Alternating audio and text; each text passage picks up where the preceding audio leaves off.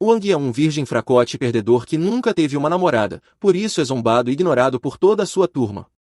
Mas assim que sua amiga de infância diz que tem uma queda por ele, todos os que o odiavam aparecem e o espancam por causa disso. Eles o jogam de uma ponte e o deixam para morrer. Enquanto Wang se afoga, ele encontra um artefato em forma de cubo brilhante no fundo do lago, e ao tocá-lo, recebe um poder inimaginável que o permite se vingar de seus agressores e dominar o mundo. Mas vamos voltar ao começo. Wang está em uma reunião escolar com seus colegas de turma, e todos estão jogando Jenga. É a vez de Shen Yao jogar, mas quando ela cruza o olhar com Wang, fica nervosa e derruba a torre. Como parte do jogo, quem derruba a torre precisa revelar um segredo, então o grupo pede que Shen Yao diga quem é seu crush. Wang começa a sorrir ao ouvir isso, e seus colegas começam a zombar dele, dizendo que não há chance de alguém como Shen Yao gostar de um figurante como ele. Mas para surpresa de todos, inclusive de Wang, Shen Yao admite que realmente gosta dele e deixa claro que não está brincando, pois o ama desde o dia em que se conheceram no ensino fundamental. Wang fica chocado, pois ouvir Shen Yao se declarar para ele é como um sonho se tornando realidade. Mas logo depois que o encontro acaba, ele é sequestrado e levado até a beira de um rio, onde está sendo espancado brutalmente. Wang nunca viu essas pessoas antes na vida, mas o líder deles, Sun Jun, tem uma queda por Shen Yao, e ao descobrir que ela gosta de Wang, em vez de aceitar e seguir em frente, decide levá-lo até o rio e ameaça matá-lo. Wang reconhece Sun Jun como o chefe de uma gangue notória e lembra que já tinha ouvido falar que ele costumava importunar Shen Yao, então entende o que está acontecendo, mas não tem como lutar contra tantos inimigos. Sun Jun então faz uma videochamada para Shen Yao usando o celular de Wang e diz para ela olhar o estado lamentável em que seu crush está. Shen Yao fica horrorizada com o que Sun Jun fez com Wang, e ele grita para que o deixem fora disso, pois não quer que ela se preocupe com ele. Mas Sun Jun está decidido a fazer Shen Yao assistir à humilhação de Wang. Ele diz a Wang que ele é um fracassado total e que não tem o direito de namorar alguém tão perfeita quanto Shen Yao. Sun Jun então ordena que Wang prometa nunca mais se envolver com ela. Caso contrário, ele o jogará no rio. Wang poderia se safar facilmente se fizesse essa promessa, mas ele jamais trairia Shen Yao dessa forma. Então, ele dá uma cabeçada no cara que o segura.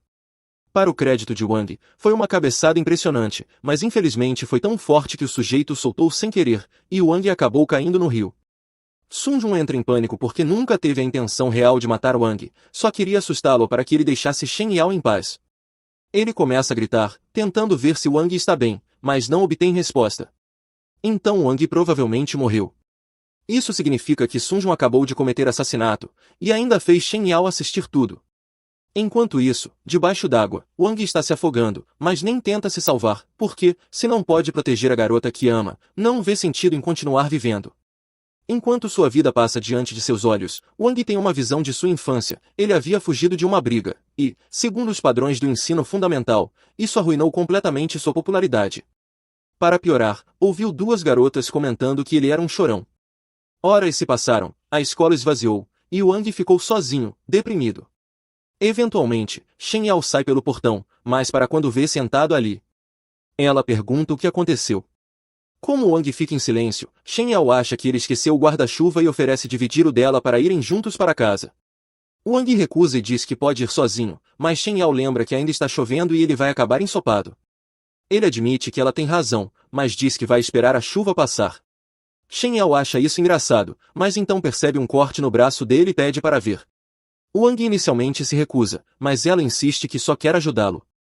Por fim, ele cede, e Shen Yao coloca um curativo no machucado, depois assopra um beijo para ajudar na cicatrização. Naquele momento, Wang já tinha imaginado os próximos 50 anos da sua vida ao lado de Shen Yao. Ele agradece pela ajuda, e daquele dia em diante, os dois se tornaram praticamente inseparáveis. De volta ao presente, Wang acorda debaixo d'água e percebe uma luz vinda do fundo do rio. Ele já afundou demais para voltar à superfície, então decide ir até a luz antes de morrer. Ao chegar ao fundo, encontra um pequeno cubo brilhante. Ele o pega, e antes mesmo de entender o que está acontecendo, o cubo se ativa e entra em seu corpo. De repente, Wang sente uma dor imensa por todo o corpo, e poucos instantes depois, é teleportado para fora da água, atravessando um tipo de buraco de minhoca até parar dentro de um cubo. Quando acorda, Wang entra em pânico, ele estava se afogando segundos atrás. Fica aliviado por estar vivo, mas não faz ideia de onde está ou como chegou ali. Nesse momento, um sistema aparece diante dele e anuncia que Wang agora tem o poder de traçar um raio de 15 metros ao seu redor, dentro do qual pode se teletransportar instantaneamente para qualquer lugar. Isso não faz nenhum sentido para Wong, já que ele não acredita que teletransporte seja real. Mas no momento seguinte, ele é teletransportado contra a vontade. Ele aparece no céu, acima do canal, e começa a surtar de novo porque está muito alto e acha que pode cair até a morte. Mas na verdade ele está flutuando, então está seguro. Depois que se acalma, olha para o chão e percebe que Sunjun está procurando desesperadamente por ele na água, achando que pode ter matado Wong. Wong até acha engraçado, mas alguns segundos depois, é teletransportado para outro lugar. Sunjun tem a sensação de que alguém o observava do céu, então pergunta aos subordinados se ouviram algo, mas eles acham que ele está alucinando. Ele os manda continuar procurando Wong. Enquanto isso, Wong foi teletransportado para uma sala de aula vazia em sua escola. Agora ele tem certeza de que realmente pode se teletransportar, mas não entende como ganhou esse poder de repente. O sistema então fala e diz que Wong ativou sua habilidade de teletransporte continuamente.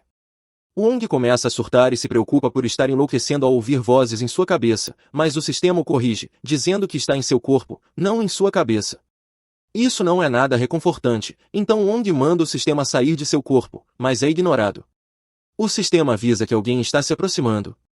Um funcionário está vindo em direção à sala porque ouviu um barulho estranho vindo de lá, mas ao abrir a porta só vê uma sala vazia com uma poça d'água no chão. Wong voltou para casa e decidiu tomar um banho para relaxar. Quando termina, pega seu celular, que milagrosamente ainda funciona mesmo depois de ter ido parar no fundo do rio com ele. A primeira coisa que faz é ligar para Shen Yao para avisar que está vivo. Assim que ela atende, começa a perguntar freneticamente se ele está bem. Ele diz que está tudo certo, mas ela acha que Sunjun passou dos limites e pergunta se não deveriam denunciá-lo à polícia. Na verdade, Shen Yao devia ter chamado a polícia na hora que viu Wong cair da ponte, mas Wong diz que não é necessário. Ele conseguiu escapar sem que Sunjun o visse, então provavelmente ele ainda está procurando o corpo de Wong no rio e se preocupando com o tempo de cadeia que pode pegar. Muita coisa aconteceu naquele dia, então Wong diz para ela descansar e desliga. Ele então se deita na cama e começa a pensar sobre o que fazer com o sistema, já que ninguém acreditaria se ele contasse o que está acontecendo. De repente, o sistema aparece novamente e pergunta se Wong já se acalmou. Wong pergunta por que ele continua seguindo, mas o sistema lembra que agora faz parte de seu corpo, então ele não pode se livrar dele. O sistema então ativa o cubo, e Wong é sugado para dentro mais uma vez. O sistema explica que criou uma conexão com o corpo de Wong, o que significa que eles estão ligados para sempre. Isso faz de Wong o usuário do Sistema Universal do Cubo Heráldico e, por extensão, o mestre do sistema. Wong ainda não entende muito bem, então pergunta onde está. O sistema explica que aquele é um macroespaço dentro do cubo e, mesmo que o cubo tenha só 3 centímetros, ele tem muito mais espaço por dentro. Wong acredita no sistema e pergunta por que ele se deu ao trabalho de ajudar alguém como ele. O sistema responde que quer realizar seu sonho, se tornar o rei do mundo. Wong tenta praticar o teletransporte com o sistema, mas logo fica sem energia e quase cai de um prédio. O sistema diz que suas reservas de energia estão quase esgotadas, então vai limitar o teletransporte para uma vez por minuto. Wong decide fazer uma pausa nos treinos, porque seria péssimo ficar sem energia a 300 metros do chão. O sistema então sugere uma forma mais segura de treinar. Teoricamente, Wong deveria ser capaz de ver tudo dentro de um raio de 15 metros.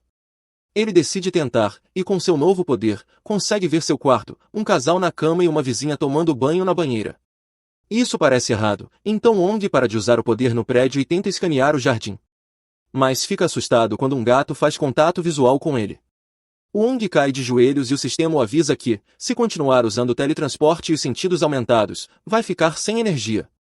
Para um iniciante, Wong até controla bem os poderes, mas seu corpo não está acostumado a queimar tanta energia, então ele acaba desmaiando. Algumas horas depois, Wong acorda na cama e percebe que talvez tenha exagerado no treino da noite anterior.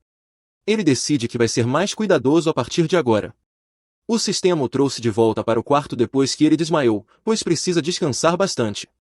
Wong então percebe que não consegue mais ouvir a voz do sistema e pergunta o que está acontecendo. O sistema explica que manter o vínculo com o corpo dele consome energia, e que não pode deixar Wong morrer de exaustão, já que isso significaria seu próprio fim também. Isso faz sentido para Wong, mas ele ainda tem dificuldade de acreditar que tem superpoderes agora. Ele tenta procurar informações sobre o cubo na internet, mas infelizmente não existe um indiano com tutorial para isso, então vai ter que descobrir tudo sozinho. Nesse momento, recebe uma mensagem de Yao perguntando se quer almoçar com ela no dia seguinte. Wang fica animado a princípio, mas logo se lembra do que Sun Jun fez e jura que o fará se arrepender, mas não agora, pois ainda fica sem energia rápido demais. Ele pergunta ao sistema se existe alguma forma de aumentar sua força, e o sistema responde que é uma função automática de upgrade integrada. Ao absorver uma gema de energia, Wang pode ficar mais forte. Ele fica empolgado e pergunta que tipo de gemas são necessárias para o aprimoramento.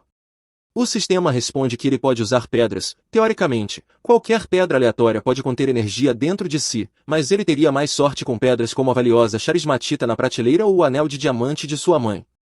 Wang se pergunta se pode mesmo usar pedras tão caras no sistema, mas o sistema o tranquiliza, dizendo que essas nem têm energia suficiente de qualquer forma. No entanto, o sistema localizou uma gema do lado de fora que deveria conter energia suficiente para um bom upgrade. Wang pergunta onde está e o sistema responde que está no Jardim dos Fundos. Sem perder tempo, ele se teleporta com uma pá em mãos. Pergunta onde começar a cavar, mas o sistema o encoraja a tentar encontrar por conta própria, usando sua percepção espacial. Vale a pena tentar. Wang fecha os olhos e começa a escanear a área. Eventualmente, localiza algo perto de uma árvore, caminha até lá e começa a cavar. Ele acha difícil acreditar que aquela rocha realmente contenha poder, já que parece apenas uma pedrinha laranja comum, mas o sistema garante que ela pode ser usada para o upgrade. Wang pergunta o que fazer em seguida e o sistema diz para colocar a gema em seu cubo interno. Wang entra no espaço do cubo e encosta a pedra na parede, e poucos segundos depois, ela é absorvida. Ele se surpreende ao ver que funcionou de verdade e já começa a sentir o poder fluindo em seu corpo. O sistema explica que o poder da pedra aumentou sua força em 2 pontos e sua resistência em 1. Se ele continuar absorvendo pedras de energia, poderá melhorar muito sua capacidade de combate. Na manhã seguinte, o alarme de Wang toca.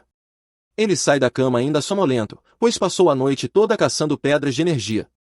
De repente, se lembra de que precisa ir para a escola, então se apressa para se arrumar e corre para a aula. Poucos minutos depois de chegar, Yao começa a pedir explicações sobre tudo o que aconteceu na noite anterior, mas percebe que todos na sala estão olhando para ela, ainda lembrando de quando ela admitiu gostar de Wang. Eles começam a zombar dela por isso. Nesse momento, há uma comoção na porta porque Sun Jun acabou de aparecer. A primeira coisa que faz é mandar um de seus subordinados chutar um cara aleatório. É evidente que Sun Jun invadiu a escola atrás de Wang. Yao fica preocupada, mas Wang pede que ela se acalme e volte ao seu lugar.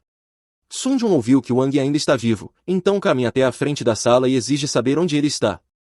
Assim que menciona o nome de Wang, todos olham para ele, um bando de fofoqueiros. Wang tenta ignorar, esperando que Sun Jun vá embora por conta própria, mas ele já ouviu e começa a subir as escadas. Parece que Wang não vai escapar sem lutar. Com seus novos poderes, ele provavelmente pode enfrentá-lo, mas para garantir, pergunta ao sistema se tem uma boa chance de vencer. O sistema responde que será uma vitória fácil, já que o poder de combate médio das pessoas ali é 5, enquanto o de Wang é 22. De repente, Yao tenta convencer Sun Jun a desistir, porque não quer que Wang se machuque. Mas Sun Jun apenas se aproxima dela e começa a falar mal de Wang. Yao diz para ele ir embora, mas Wang se cansa da falta de respeito. Ele se levanta e pede desculpas a Yao por deixar que Sun Jun a importunasse por tanto tempo, mas agora diz que vai resolver a situação. Sun Jun se ofende com a ideia de Wang achar que pode enfrentá-lo, então o agarra pela gola e o ameaça de morte. No entanto, Wang segura seu braço e o aperta com tanta força que Sun Jun reavalia suas decisões por um momento. Wang o avisa que, se continuar incomodando ele e Yao, não terá escolha a não ser fazê-lo se arrepender. Sun Jun ainda tenta entender que tipo de esteroide Wang tomou para estar tão forte, mas nesse momento o professor entra na sala e manda ele e seus homens saírem, pois não fazem parte da turma. Sun Jun não quer que a polícia seja chamada, então decide ir embora, mas antes sussurra no ouvido de Wang para ir até a quadra de basquete do Mar do Norte à noite, se não quiser que Yao se machuque. Em seguida, ele sai, e Yao pergunta o que foi que ele disse.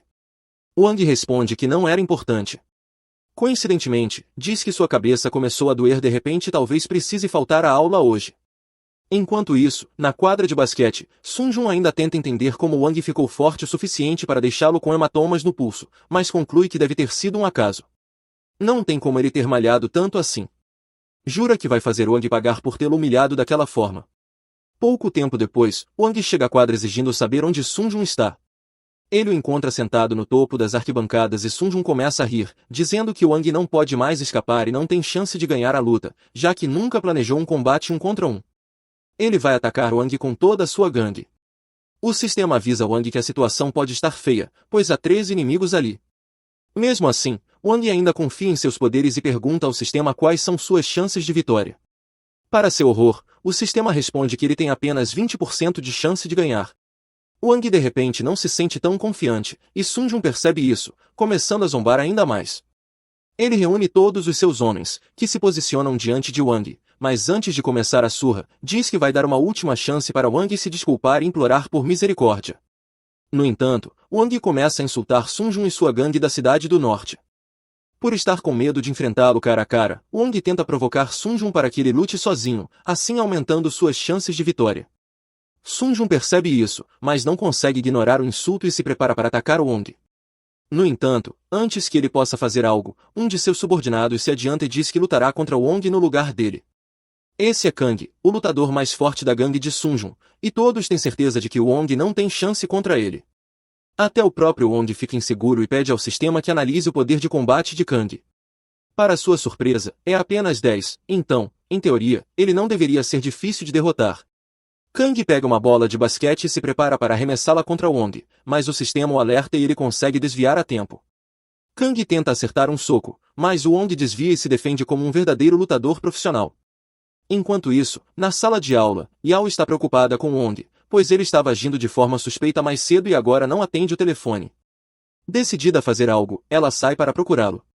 De volta à academia, Kang ainda não conseguiu acertar um único golpe em Wang e está começando a se cansar. Wang só precisa aplicar o golpe final agora. Kang investe contra Wang novamente, mas ele é muito rápido e consegue agarrar a perna de Kang. A partir daí, é fim de jogo. Wang o atinge com um soco elétrico e o lança contra a parede. Os outros membros da gangue não acreditam que Kang tenha sido derrotado por um ninguém como Wang, e perguntam a Sun Jun o que fazer. Sun Jun apenas ri e grita que, mesmo que Wang tenha vencido Kang, ainda são muitos contra ele, então não há como ele ganhar. Wang pergunta ao sistema se suas chances de vitória aumentaram, e com Kang fora de combate, há um oponente a menos, mas suas chances ainda são de apenas 30%. Sem outra escolha, Wang se posiciona para lutar contra todos ao mesmo tempo. Ele começa a desviar dos ataques, mas não consegue acompanhar todos, e acaba levando um chute por trás. Sentindo-se ofendido, ele se vira e acerta um chute tão poderoso que apaga a linhagem futura do agressor, jogando na frente de Sun Jun. Preocupado, Sun Jun ordena que todos cerquem Wang imediatamente. Sem deixar-se encurralar, Wang salta para as arquibancadas, criando distância. Ele então desce e derruba um adversário com uma rasteira, mas acaba sendo agarrado por trás. Wang tenta se livrar, mas acaba levando um chute no estômago e vai ao chão. A dor é grande, mas ele se levanta, determinado a não ser pego de surpresa novamente. No início, ele é sobrecarregado pelos ataques em grupo, mas agora consegue prever os ataques furtivos. Ele desvia e agarra a perna de quem o chutou antes, girando o inimigo e arremessando diretamente no rosto de Sun Jun. Neste momento, Sun Jun começa a perceber o quão assustadora é a força de Wang. Wang se aproxima de Sun Jun, mas o sistema o alerta de que sua energia está quase esgotada. Ele não teria chance contra Sun Jun nesse estado, mas mesmo sendo um blefe, Wang quer assustá-lo o suficiente para que nunca mais cause problemas para Yao. De repente, o chefe da gangue da cidade sul aparece, apenas para zombar de Sun Jun e da gangue da cidade norte por perderem uma luta para um único cara. Ele diz que se Sun Jun não consegue derrotar uma pessoa, não tem direito de se chamar de chefe da gangue do norte e deveria desistir. Wang o interrompe no meio da frase. Ele percebe que há uma rivalidade entre as gangues do norte e do sul, mas isso não tem nada a ver com ele, então não quer se envolver. No entanto, mesmo sem conhecer Wang e sem saber por que ele estava lutando contra Sun Jun, o chefe do sul ordena que seus subordinados espanquem Wang, só para provar um ponto. O sistema avisa Wang que, com seus níveis de energia atuais, ele não tem chance em uma luta direta, então precisa fugir para salvar sua vida. Wang pede ao sistema para teleportá-lo, mas como está com pouca energia, precisa esperar o tempo de recarga. Ele continua correndo até chegar ao lado da escada. Assim que o tempo termina, ele se teleporta e, como primeira ação, apaga todas as luzes do ginásio. Enquanto todos tropeçam no escuro, Wang se teleporta atrás deles. Após encarar o chefe do sul nos olhos, ele o derruba com força no chão e começa a derrotar cada um dos membros da gangue do sul. Quando as luzes se acendem, Wang é o único ainda de pé. Sun Jun agora está ainda mais aterrorizado. De repente, eles ouvem alguém gritando do lado de fora do ginásio, e Al chamou a polícia, preocupada com Wong. Os policiais tentam arrombar as portas, e Al implora para que se apressarem, pois seu amigo pode estar em perigo. Wong não conseguirá sair sem ser visto e não quer se meter em problemas por ter lutado, então precisa agir rápido. Ele olha para Sun-jun e se teleporta bem na frente dele. Assustado, Sun-jun se ajoelha e começa a implorar por perdão. Isso dá a Wong uma ideia, ele diz que o perdoará, mas com uma condição. Quando os policiais finalmente arrombam a porta, vem Sun-jun segurando Wong pela gola e fingindo dar um soco nele. Com isso, Sun-jun e o chefe da gangue do sul acabam punidos por iniciarem uma briga em grupo no ginásio, enquanto Wong sai completamente ileso, tendo convencido os policiais de que era apenas um espectador inocente pego no fogo cruzado. Ele também faz Sun-jun prometer que nunca mais incomodará Yao. Problema resolvido, mas a luta fez Wong perceber os limites de seu poder, então ele decide que precisa ficar mais forte o quanto antes. E, para isso, precisa encontrar mais gemas de poder. Wang entra em uma joalheria procurando por pedras preciosas, mas logo percebe que está quebrado demais para comprar qualquer coisa. Ele também não quer roubá-las. Por um momento, cogita encontrar uma Sugar Mummy para bancar os gastos, mas decide que não vale a pena. Então, Wang resolve procurar pedras de energia na natureza. Ele se equipa com vários itens e parte para a cadeia de montanhas mais próxima em busca dessas pedras. De fato, encontra algumas. Uma está sob uma pedra gigante, outra no fundo de um lago e uma terceira a 15 metros de profundidade no subsolo. Não há como ele conseguir pegá-las sozinho. Nesse momento, o sistema alerta Wang sobre uma caverna subterrânea rica em energia das pedras de poder. Curioso, ele tenta se teletransportar para dentro da caverna, mas não consegue, mesmo estando dentro do alcance. O sistema explica que se a área estiver completamente selada, o teletransporte é impossível, ele precisaria de ao menos uma fenda de 1 centímetro para conseguir entrar. Como Wang não tem força para cavar até lá, ele pensa em outra alternativa, se ele encontrar uma fenda próxima, talvez possa acessar a caverna por ali. Ele então decide investigar o lago, imaginando que a água deve ter corroído parte do solo. Depois de escanear o local, encontra uma pequena abertura e consegue se teletransportar para dentro da caverna. Porém, ao chegar lá, escorrega no chão liso e cai. Ele pega sua lanterna e começa a explorar, mas tudo o que encontra é um sapo aleatório. De repente, o sistema informa que detectou pedras de poder bem à sua frente, só que tudo que Wang vê é uma parede. Frustrado com todo o esforço que teve para chegar ali sem resultado, ele está prestes a desistir, até que sente uma brisa no rosto. Se há vento, deve haver uma abertura. Ele rapidamente encontra uma fenda e se teletransporta novamente. Dessa vez, ele aparece em uma nova seção da caverna. Dá alguns passos, mas quase cai de um penhasco por não estar prestando atenção. Consegue se salvar, mas sua lanterna cai e se perde. Decide então descansar um pouco e tentar localizar as pedras antes de seguir. No entanto, Wang não está sozinho. Ele avista as pedras agrupadas do outro lado da caverna, mas elas estão fora do alcance do seu teletransporte. Enquanto tenta descobrir como alcançá-las, uma enorme cobra se aproxima por trás. Antes que ela consiga atacá-lo, Wang se teletransporta de pedra em pedra, fugindo no último segundo. Ainda sem perceber a presença da cobra, ele decide caminhar enquanto espera o tempo de recarga do teletransporte. Eventualmente, ele chega perto o suficiente para o sistema identificar 12 pedras de poder, o que o deixa animado. O problema é que as plataformas ao redor das pedras são extremamente estreitas. Sem saber que a cobra ainda está atrás dele, Wang hesita em se teletransportar, com medo de cair. Mas como não há outra maneira, ele se teletransporta no último instante, escapando da mordida da cobra, e se agarra desesperadamente a uma rocha. Agora aperta o bastante das pedras, ele amarra uma corda em si mesmo por segurança e começa a minerá-las. Após extrair a primeira pedra, Wang fica incrivelmente feliz, mas quando tenta pegar a segunda pedra, sua mão escorrega e ele acaba deixando a pedra cair até o fundo da caverna. Não pode perder essa pedra, então tenta usar sua percepção espacial para localizá-la, mas, para seu horror, ele sente algo gigantesco muito perto dele. A cobra tenta mordê-lo, e Wang escorrega, caindo da borda do pilar, fazendo com que a cobra o siga. Felizmente, a corda que Wang amarrar em sua cintura o impede de cair completamente, fazendo com que a cobra erre o alvo e caia na água. No entanto, momentos depois, a corda se rompe, e Wang acaba caindo na água também. Agora, ele corre o risco de se afogar, mas a cobra ainda está tentando comê-lo. Wang pega sua pá e tenta afastar a cobra, mas a pá não faz nada. A cobra o captura e começa a apertá-lo, sufocando. Wang pede ao sistema para teletransportá-lo para a dimensão Qi, mas o sistema responde que não pode fazer isso enquanto a cobra ainda o segura.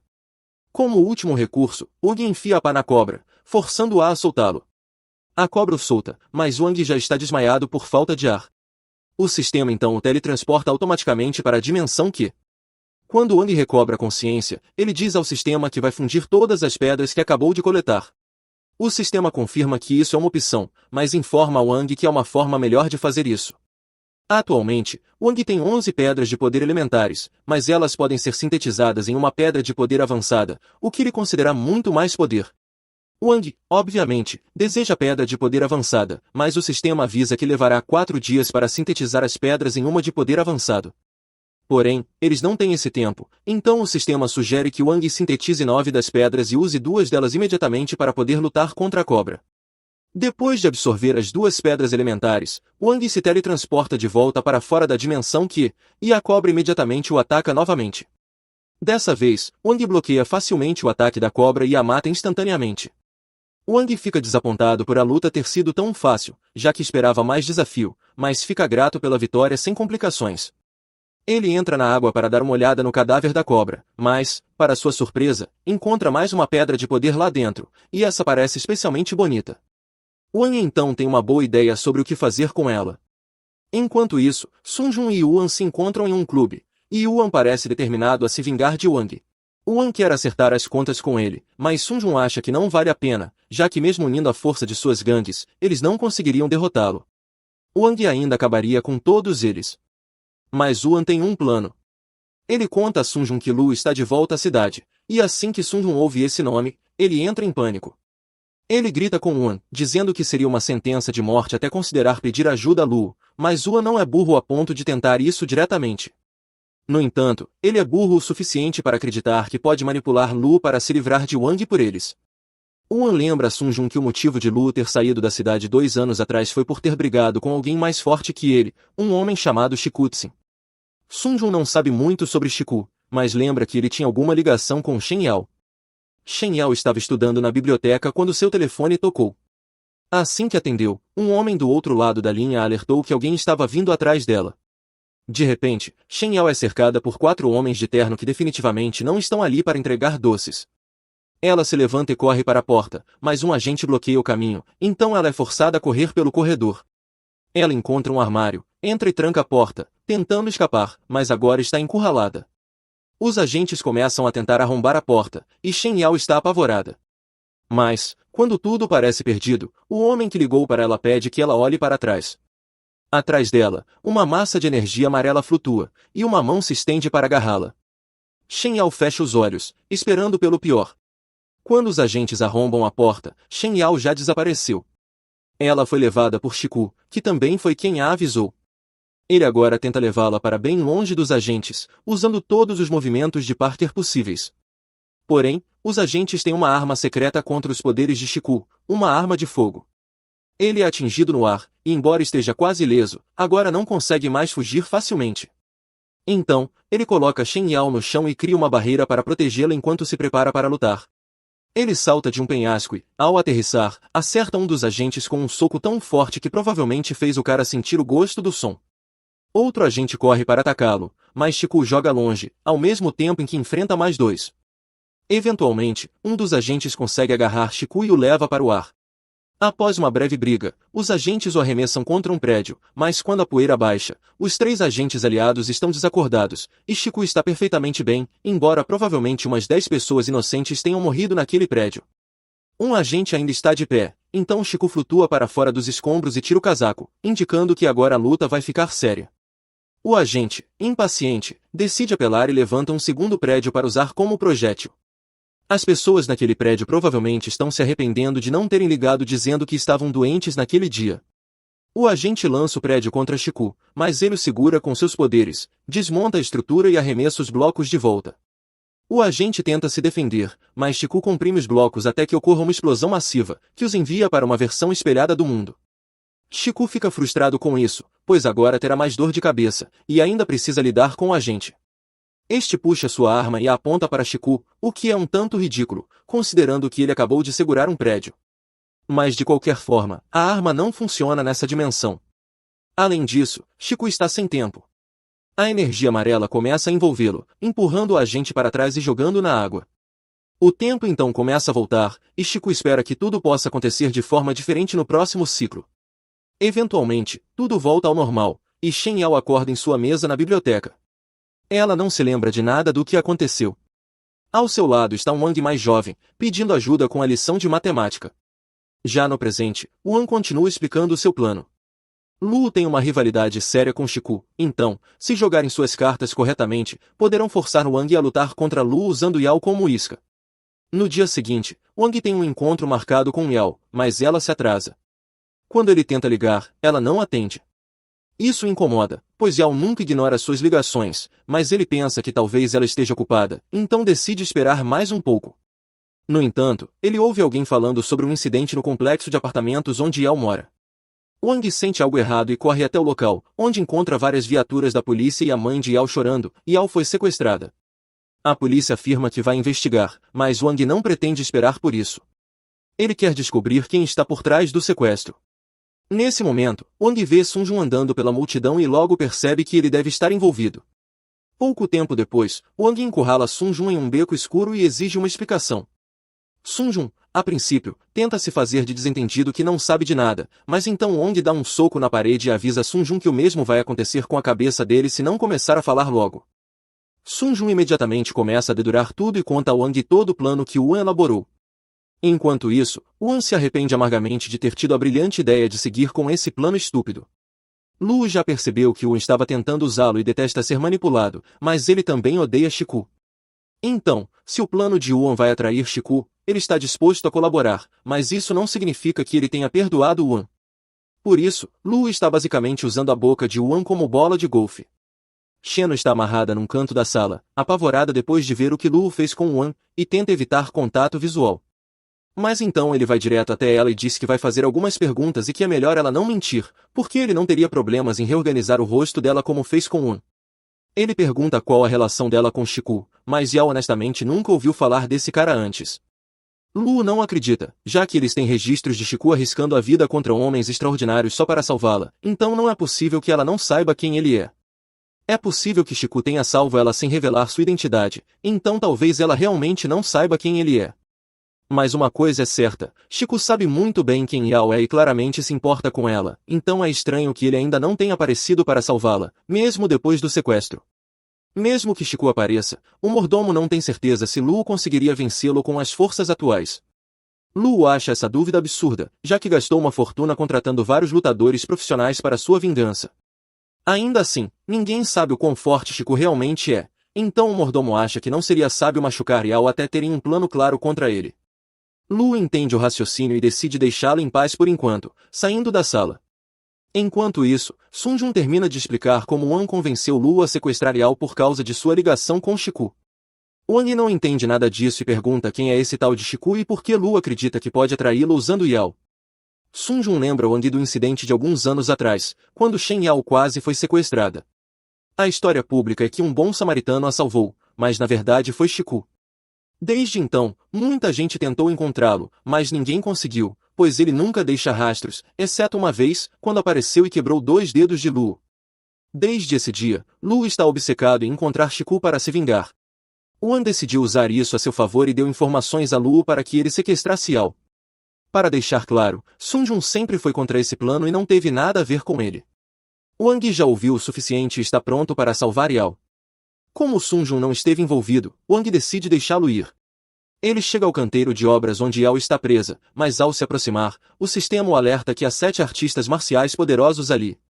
Wang percebe que a situação pode ser complicada e pergunta ao sistema se o processamento da gema avançada já foi concluído, mas ainda levará 30 minutos para ser sintetizada. Wang poderia esperar pelo aumento de poder, mas não sabe se Yao está segura, então não pode perder tempo. Ao se aproximar do prédio, Luo e sua equipe o veem. Embora Wang não seja Chiku, Luo acha que será divertido atormentá-lo e ordena que seus lutadores lidem com ele, mas só um por vez, já que atacá-lo em grupo não teria graça. Wang se aproxima do portão e está prestes a quebrar o cadeado, mas é impedido por um artista marcial chamado Pablo. Ele avisa Wang que o cadeado é protegido por uma barreira sobrenatural e que, se ele tentar quebrá-lo à força, sofrerá um forte efeito rebote e pode morrer. Wang então pede que ele entregue a chave, mas Pablo se recusa, ele recebeu ordens para matar qualquer um que tente subir. Está oferecendo a Wang a chance de recuar e ir embora. No entanto, Wang não tem intenção de abandonar Yao e, se Pablo vai tentar impedi-lo, ele terá que enfrentá-lo. Segundo o sistema, Pablo tem um nível de poder 52, enquanto Wang ainda está no nível 50, o que o coloca em desvantagem. Pablo dá o primeiro soco, que teria sido fatal, mas Wang consegue desviar a tempo e acerta um chute no rosto dele. No entanto, não causa nenhum dano. Pablo é mais forte e resistente que Wang, então, mesmo que Wang seja um pouco mais rápido, ele não conseguiria causar danos sérios com os punhos. Mas Wang percebe que isso é uma briga de rua, então, quando Pablo parte para cima de novo, Wang teleporta um martelo próximo para sua mão e afunda o crânio dele com um golpe certeiro. Com Pablo tirando uma soneca possivelmente eterna, Wang pega a chave e sobe para o próximo andar. Enquanto corre pelas escadas, o sistema o avisa que o próximo oponente tem nível de poder 75, mas Wang não hesita e invade o cômodo. Assim que entra, percebe que todas as luzes estão apagadas, o ambiente está completamente escuro. O artista marcial deste andar, Li, é um assassino que domina a técnica de apagar sua presença em locais escuros. Todos os pontos de status dele foram investidos em furtividade, o que significa que ele poderia se aproximar silenciosamente de Wang e matá-lo antes mesmo que ele percebesse o que está acontecendo, ou pelo menos seria assim, se Wang não tivesse consciência espacial. Wang sabe exatamente onde Li está.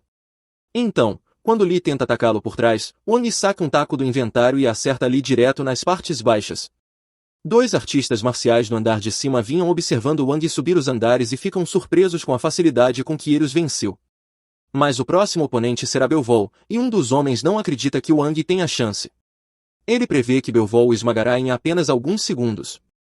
Porém, se por algum milagre Wang conseguir derrotá-lo, ele terá que enfrentá-los, o que anima especialmente a garota. Wang finalmente chega ao andar seguinte, onde Belvol está parado de costas, esperando por ele. Ele se prepara para fazer um discurso sobre como é impressionante que Wang tenha chegado tão longe, mas Wang ignora a cena e tenta acertá-lo com um taco de imediato. No entanto, Belvol agarra o taco e arremessa Wang no chão com força. Esse único golpe tirou todo o ar dos pulmões de Wang, e ele percebe que, do jeito que está, não tem nenhuma chance contra Belvol. Felizmente, o sistema informa que a joia avançada está quase totalmente processada, então ele só precisa sobreviver por 1 minuto para receber o aumento de atributos. Só que isso vai ser muito mais difícil do que ele imaginava, porque Belvol começa a aplicar uma sequência de golpes em Wang, que não consegue fazer nada para se defender. Wang tenta chutar Belvol, mas se aproximar dele foi um erro. Belvol agarra sua perna, quebra seu braço e depois o soca com tanta força que o arremessa através de uma pilastra. Wang teria morrido nesse momento, mas exatamente 1 minuto se passa, e o sistema inicia a integração do poder da joia avançada. Isso cura o corpo de Wang e aumenta todos os seus atributos, deixando-o pronto para retomar a luta, mas agora, com a balança pendendo a seu favor. Wang se levanta, e Belvol se prepara para mais uma rodada de combate, mas com um único soco Wang o lança voando do outro lado da sala. Esse golpe faz Belvol questionar tudo pelo que trabalhou, pois não acredita que um guerreiro de nível C como ele possa perder para um garoto qualquer. Mas esse garoto qualquer continua o ataque e acerta Belvol com um flash negro, jogando direto através da parede. Lu, que vinha assistindo tudo pelas câmeras, fica furioso ao ver que os artistas marciais altamente treinados que ele contratou estão perdendo para um moleque que ele nunca nem ouviu falar. Talvez tivesse sido melhor fazer todos atacarem Wang ao mesmo tempo, afinal. Mas o mordomo tranquiliza, dizendo que os próximos 2 artistas marciais com certeza o derrotarão. Eles são da Aliança das 1000 Artes Marciais, e é seguro dizer que são profissionais de verdade. Os milhões de pedras são uma força a ser reconhecida. A garota, inclusive, é ainda mais assustadora do que o rapaz. Desde que chegou, ela usa um bracelete de restrição para limitar seus poderes, e se o remover, ninguém sabe o nível de destruição que ela poderia causar. Wang agora sobe a escadaria para alcançar o próximo andar, mas o sistema o alerta que sua frequência cardíaca está disparando e ele está sob intenso estresse psicológico. Wang está bem ciente disso, e o motivo do estresse é que ele consegue sentir a aura aterrorizante vinda das pessoas no andar seguinte. Ainda assim, não importa o que aconteça, ele precisa continuar, ele precisa salvar Yao. Wang sobe para o próximo andar e, assim que entra na sala, é confrontado por Stone e Ki. Ela está empolgada por Wang finalmente ter chegado e imediatamente pega um scanner de energia para verificar o quão forte ele é. No entanto, para sua surpresa, o scanner indica que Wang possui uma frequência F de 0.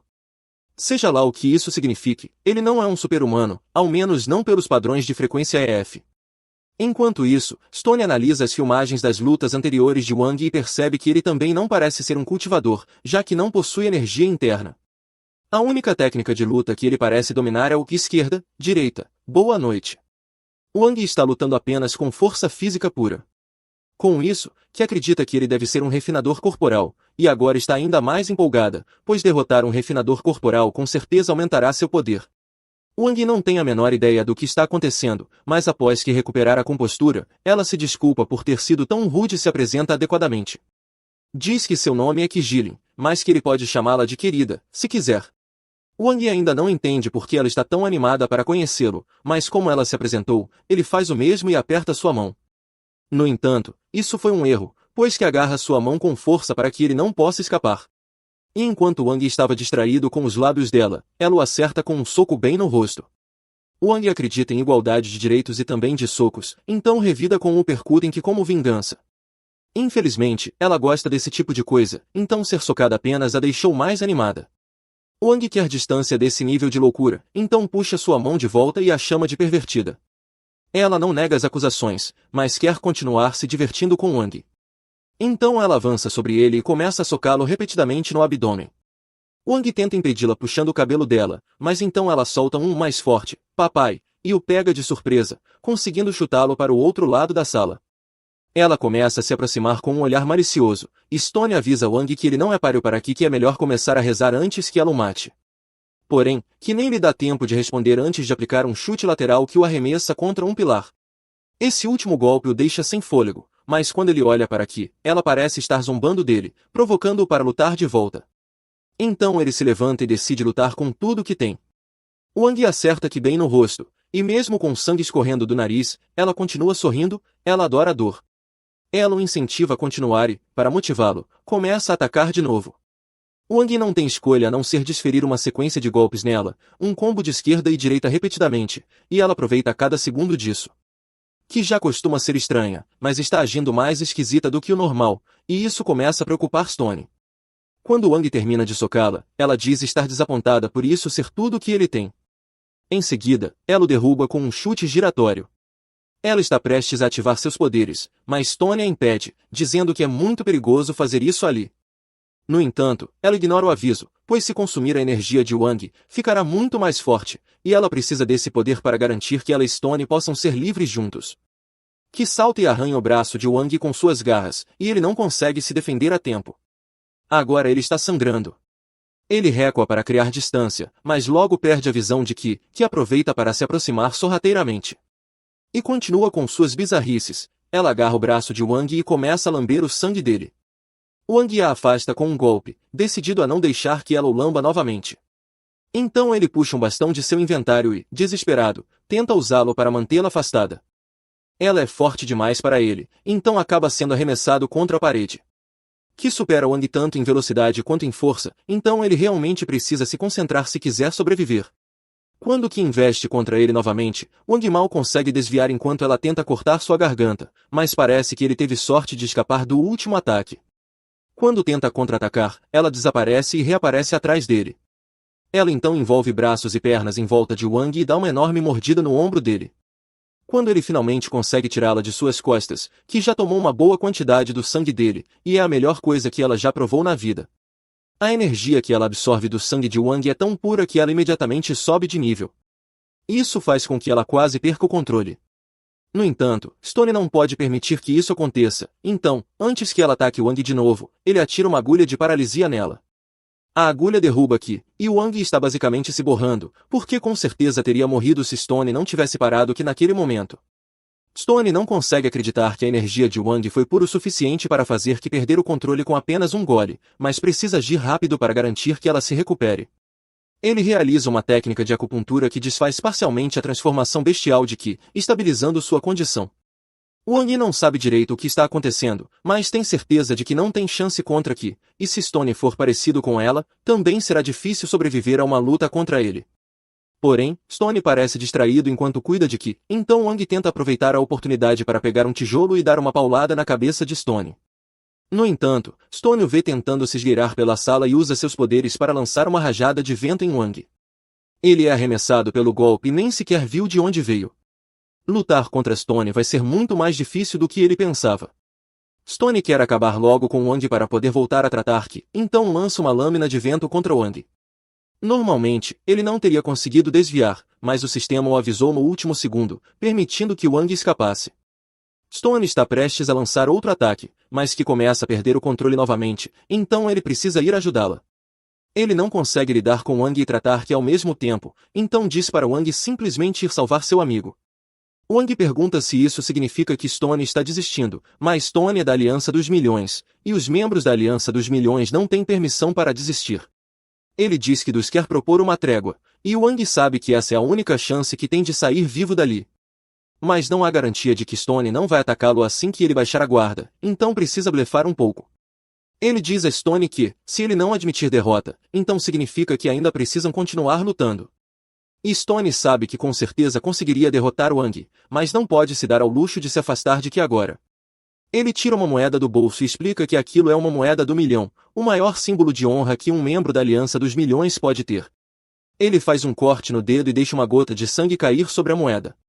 Com isso, ele jura um juramento de sangue. Ele promete que não vai mais atacar Wang se ele aceitar a trégua.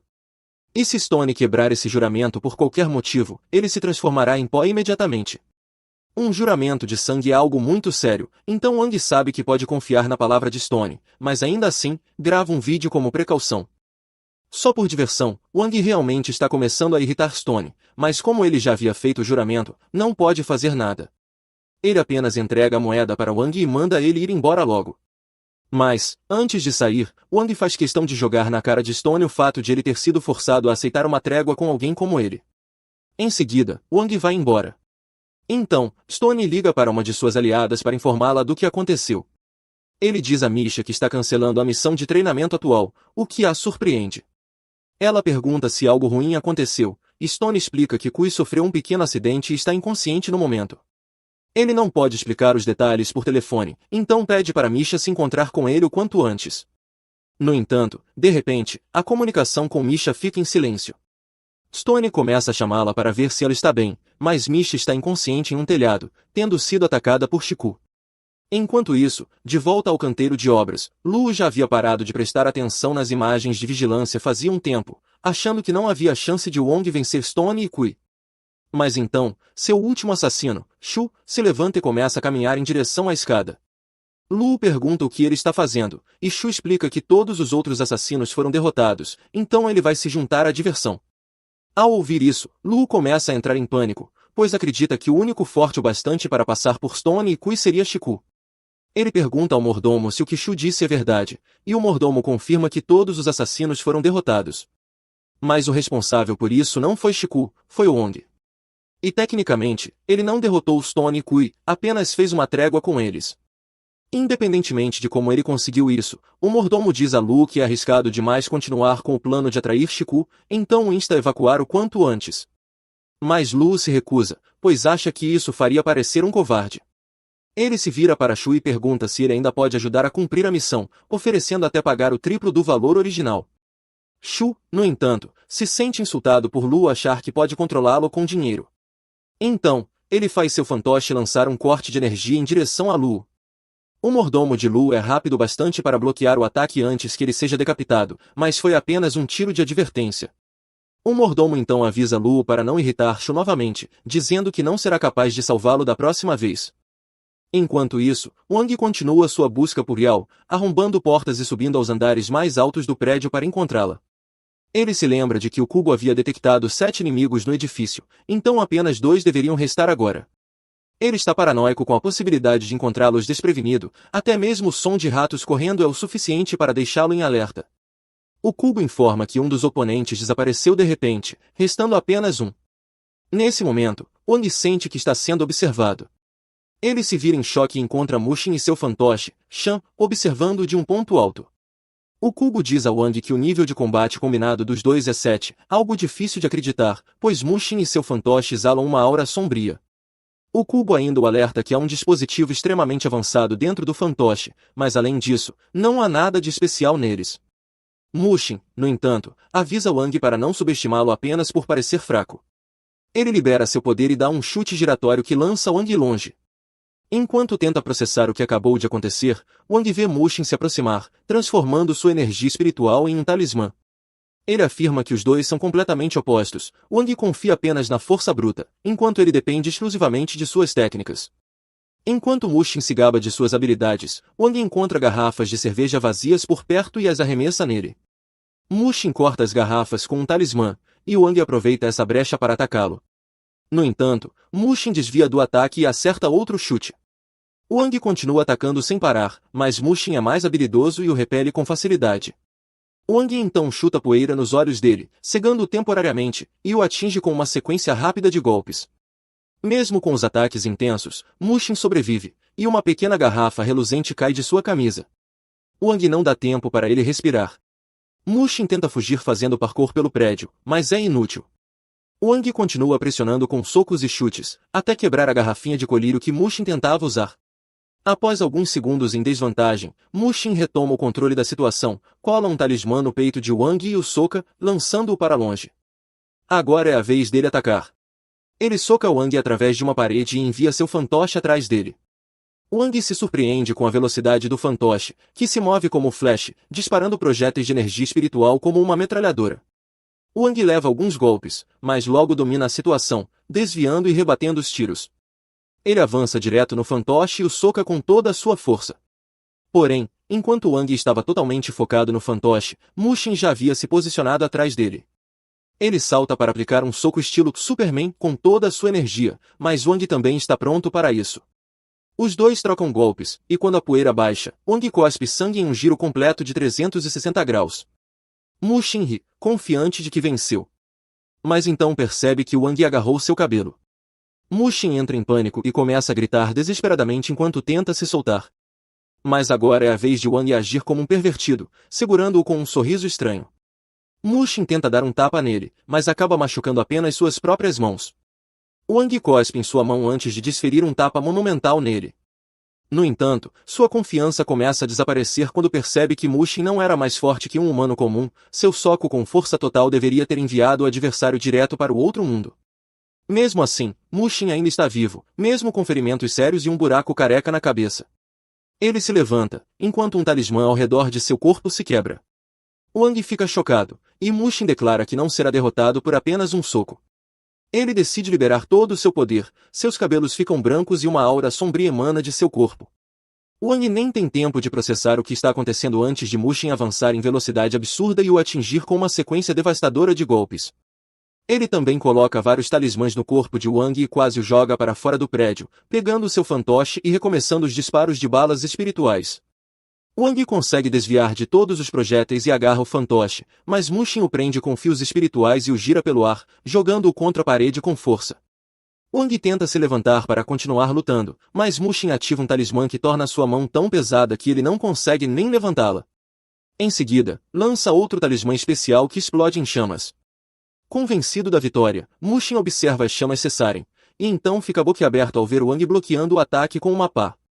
Decidido a acabar com isso, Mushin manda seu fantoche executar um ataque devastador, mas desta vez Wang está pronto.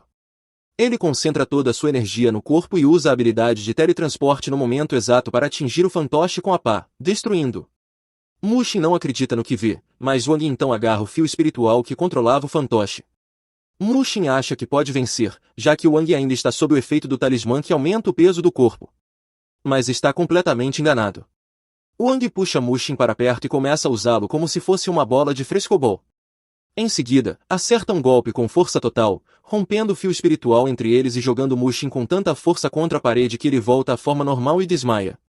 Os talismãs da mão de Wang desaparecem quando a luta termina, e ele tenta cambalear até Yao, mas está à beira de perder a consciência. De repente, ele ouve um bip vindo do fantoche, e Mushin pula para fora do prédio flutuando com a ajuda de um talismã. Ele diz a Wang que, mesmo tendo vencido, isso não importa, pois ele vai morrer de qualquer jeito. Mushin ativa a bomba dentro do fantoche e grita para Wang morrer, mas absolutamente nada acontece, pois Wang havia colocado o fantoche na sala espacial. Em pânico, Mushin tenta detonar a bomba repetidamente, sem sucesso. É então que Wang pula do prédio montado em um carrinho de mão. Ele salta na direção de Mushin para acabar com tudo, mas o inimigo reage lançando vários talismãs explosivos. Wang é lançado pelos ares pelas explosões e se agarra com dificuldade a um guindaste para não cair de vez. Enquanto isso, Mushin se prepara para seu próximo movimento. Talismãs para controlar os destroços em queda. Ele acerta Wang com eles e depois envia mais talismãs bomba para detoná-lo. Mas Wang usa a explosão para se impulsionar em direção a Mushin em alta velocidade. Mushin contra-ataca desativando o controle de Wang sobre as pedras e fazendo-as cair sobre ele, depois acerta Wang com outra rodada de explosões, causando danos sérios.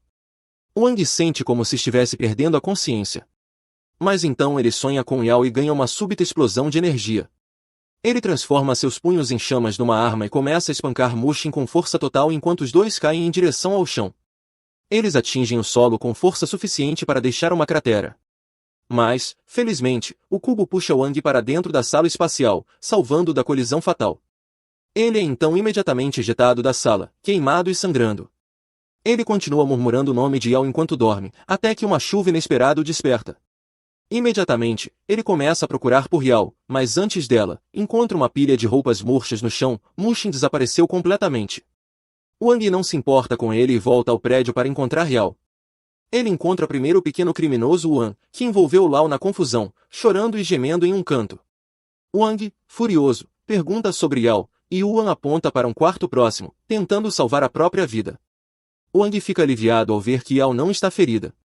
Mas, ao desamarrá-la, ela conta que há uma bomba embaixo da cadeira que explodirá se ela se levantar. Ela diz para ele se salvar primeiro, mas Wang responde que sobreviveu a bombas maiores naquele dia. Ele retira a bomba debaixo da cadeira, mas, de repente, Lao tranca a porta com os dois dentro. Ele diz que Mushin encantou o quarto para que ninguém pudesse se teletransportar e enquanto espera que Wang e Yao sejam explodidos.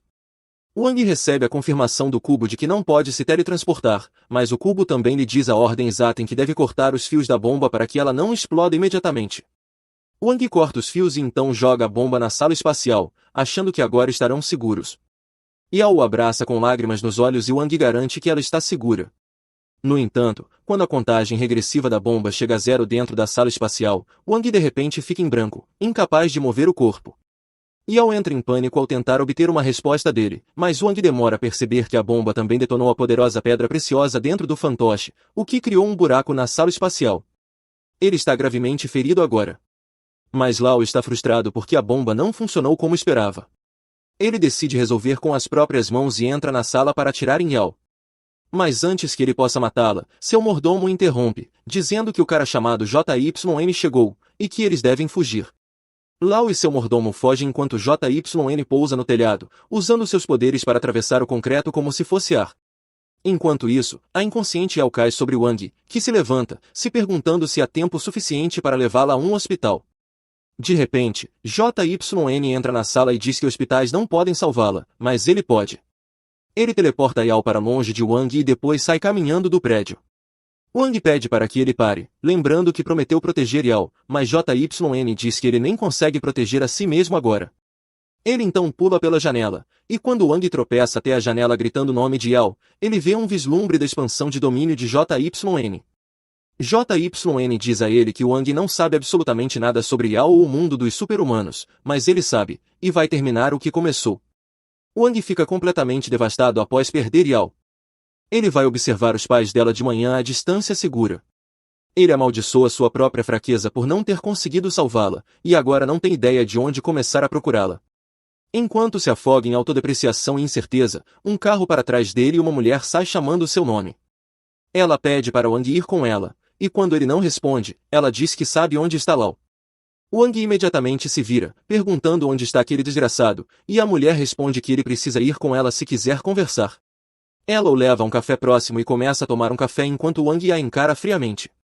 Ele pergunta onde está Lao, e a mulher diz que tem algumas perguntas para ele antes de responder. Ela pergunta como ele acha que super-humanos, cultivadores e outras pessoas além do domínio humano conseguem se esconder da sociedade. Wang responde que devem ser bons em se disfarçar, mas a mulher zomba da resposta ingênua, dizendo que há pessoas dedicadas a cuidar da bagunça que os super-humanos fazem. Wang não demonstra interesse, mas a mulher diz que ele deveria pelo menos fingir se importar, pois foi ela quem o protegeu até agora ou ele nem estaria vivo. Wang apenas toma um gole de seu café e então sorri, perguntando se os três homens atrás da mesa deles, prontos para atirar a qualquer momento, também fazem parte dos serviços de proteção dela. Os três homens se surpreendem ao perceber que foram descobertos, e até a mulher se choca. Ela tenta pegar sua arma ao mesmo tempo que seus três subordinados também se preparam para apontar suas armas para Wang. No entanto, ele permanece calmo e diz que, se não começarem uma briga, podem continuar a conversa pacificamente. A mulher leva suas palavras a sério e ordena que seus subordinados recuem, enquanto Wang usa seu super sentido para ler o nome e o cargo dela no cartão. Ele descobre que a mulher se chama Mu e trabalha como líder da força-tarefa do Departamento de Gestão de Super-Humanos. Wang diz acreditar que ela o protegeu nas sombras, mas quer saber qual é o propósito disso.